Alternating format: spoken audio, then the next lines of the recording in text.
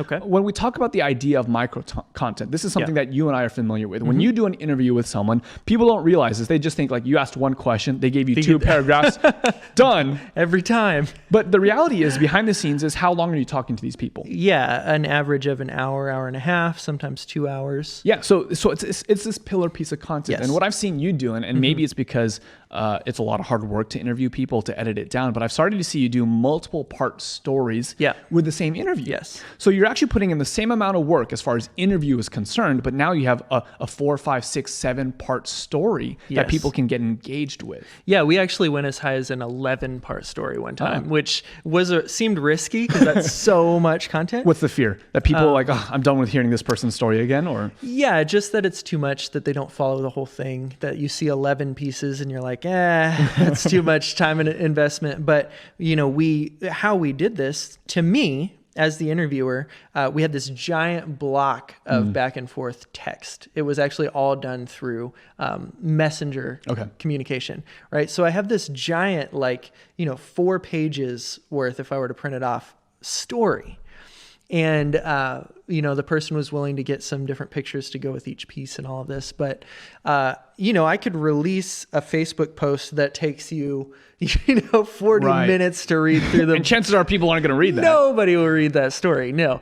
But in little pieces, spread out every couple of hours for the next couple of days, what we were able to do is slowly build this momentum where people read the first piece of the story and they're like, that was really good, man. Part 1. Oh, okay. There's a part 2 coming. I got to know what happens next. And then, cut that off at kind of a cliffhanger and keep doing that to get through the end of the story.